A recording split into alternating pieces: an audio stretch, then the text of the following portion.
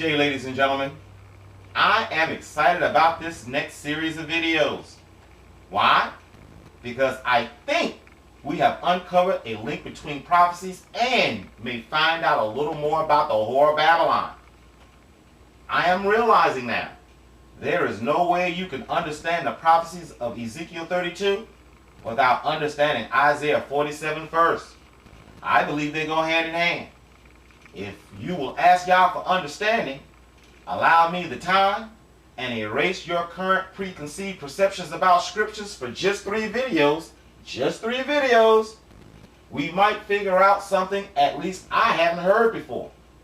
Let me start off by saying this though. When y'all first allowed me to perceive this, I immediately needed help and hit the scribe signal. This video is my incomplete understanding of the matter, and I would love for Miss Reader to give you hers in the comment section. We come to the same conclusions, but she says things in a more conducive manner than I do. And this is important. No egos here. If anyone has understanding on the matter, please chime in also. Enough of me yapping. Mr. Cato, are you ready? Let's begin, shall we? Isaiah 47, 5 through 11 in the Septuagint. For time's sake, I will skip the parts that are not relevant to this particular video. Quote, "Sit thou down pierced with woe.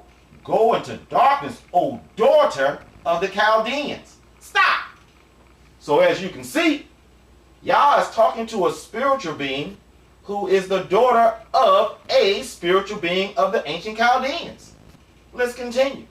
Quote, "Thou shalt no more be called the strength of a kingdom." Let me say that again. "Thou shalt no more be called the strength of a kingdom." Stop. So as you can see, the spiritual daughter of the ancient Chaldeans is the strength of a particular kingdom. Not the king of the kingdom or anything else. She is the strength of a particular kingdom. Let's continue. I will skip the part of how Yah gave us into her hands as punishment, but she took things way too far. Let's pick it up at verse 7. There is an important nugget of information starting there. Quote, "And said it, I shall be a princess forever. Thou didst not perceive these things in thy heart, nor didst thou remember the latter end." Stop! Wow! Are you hearing this? This tells us this chick doesn't even realize she is doing wickedly. How do I know? Because Yah said she didn't perceive what she was doing, nor realize the repercussions for her actions. Wait, doesn't that sound like somebody every black male knows? It was just a question. I didn't mean nothing by it. But wait! The real nugget of information is the fact Yah backs up his word and my earlier understanding of and by reiterating, this chick is a princess, which can only mean she got a mama and a daddy. I will back this up beyond a shadow of a doubt in the book of Ezekiel. Hey, I wonder if her mama black. But let's continue with this passage to find yet another interesting nugget of information. Quote, "But now hear these words, thou luxurious one, who art the one that sit at ease, that is secure, that says in her heart, I am, and there is not another. I shall not sit a widow, neither shall I know bereavement." Stop! As we can see, not only does she think she's a boss bitch, apparently she has a husband. How do I know this, you ask? Because according to Google, under widow, it says, a woman who has lost her spouse by death and has not remarried. Think about it in real time for a minute. Of all the things she could have said, to imply not being a widow and not having sorrow can only mean, in context of the story, mind you, She is married and living a fabulous life.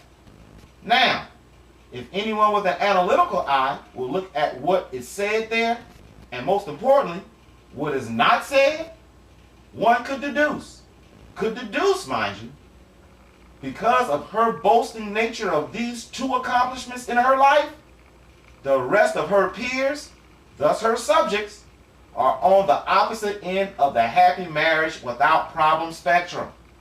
It's just an observation. I didn't mean nothing by it. But wait! To prove what I just said was true and get even more tidbits of important information about this chick, let's continue, please. Check out what Yah answers her. Listen up and remember what it said. Quote, "But now these two things shall come upon thee suddenly in one day, the loss of children and widowhood shall come suddenly upon thee." Stop! Wow! So not only is this chick super fly with mammary glands, she has a husband and children. Maybe I should have said she had a husband and children. Why? Because she will lose her husband and some children in one day. Notice I said some children. I said it like that because the scriptures are precise, and it doesn't say she will lose all of her children at once. Hey, guess what? There is even more important information we need to glean before we can even try to tackle Ezekiel. Let's begin, shall we? Quote, "The loss of children and widowhood shall come suddenly upon thee, for thy sorcery, for the strength of thine enchantments, for thy trusting in wickedness, for thou saidest, I am, and there is not another." Stop! I can't help but have the feeling there is nothing new under the sun, and whatever happens in the spiritual happens in the physical. Doesn't this sound like someone in a black male's life? It's like it's deja vu all over again. It was just a personal observation. I didn't mean nothing by it. But if I was to put it into modern terms, this particular chick is a strong, black, highly educated, superficial, and status-driven diva with a simp-ass husband that has corrupted their children to boot. Again, that's only if I was to put it in modern terms. Let's continue, shall we? Check out how Yah totally mind screws this chick and backs up my earlier understanding. Quote, "Know thou," basically saying, understand this chick, "the understanding of these things and thy harlotry shall be your shame. For thou saidest in thy heart, I am, and there is not another." Stop! Wow! So Yah is the original widowmaker. What? You don't get it? Remember earlier when I said this chick didn't even understand the ramifications of what she was doing? She didn't even think she was doing anything wrong? Well, for punishment, Yah will reveal to her what she has truly done. And she will have to live with not only being one who put her hands on the apple of his eye, she will also be exposed to the world as a whore. Can you imagine a pious alpha boss bitch who thought she had it all, telling her husband, it's okay if you love me, and it's okay if you don't? I'm not afraid of you running away. I got the feeling you won't. It's okay if you must go, but I understand if you don't type crap.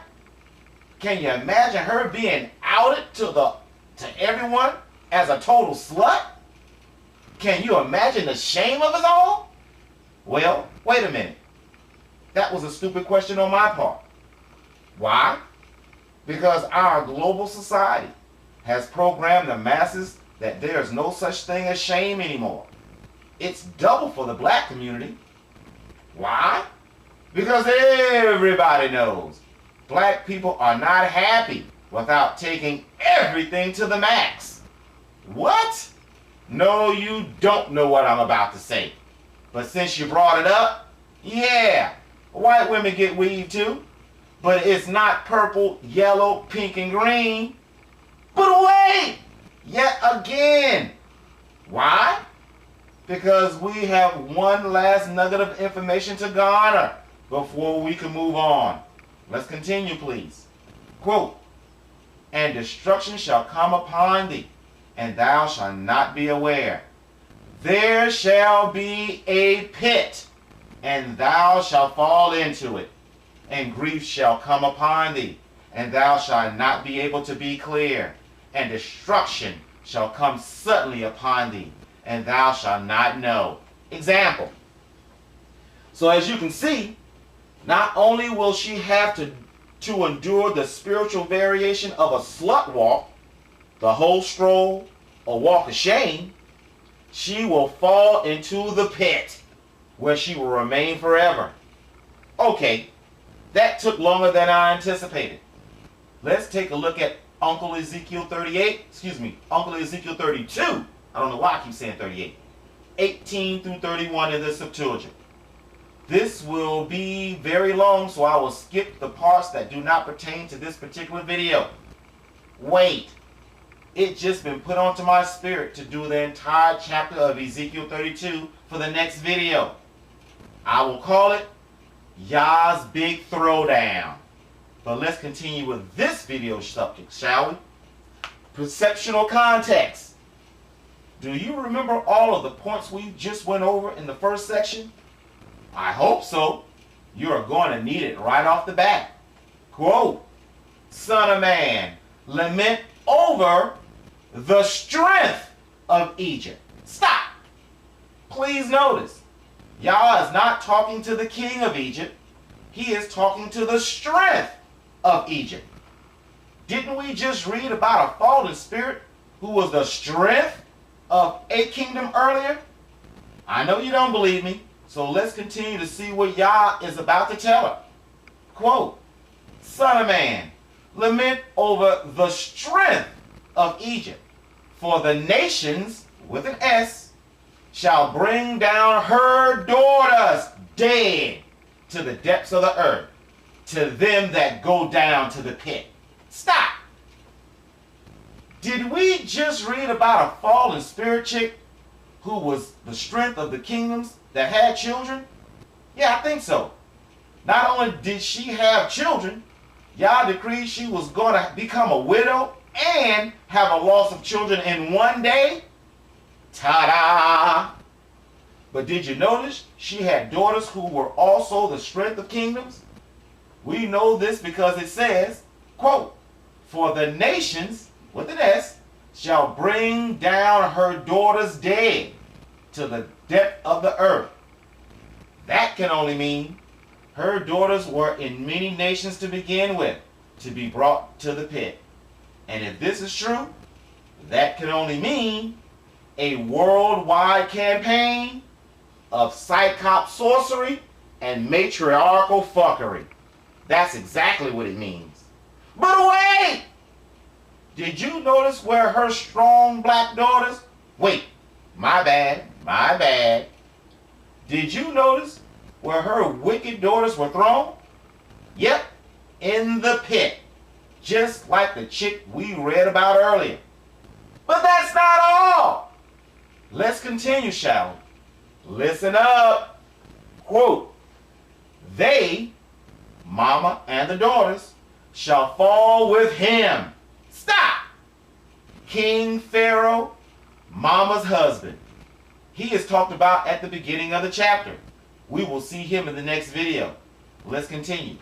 Quote, "They," which is the mama and the daughters, "shall fall with him in the midst of them that are slain with the sword, and all his strength shall perish." Stop.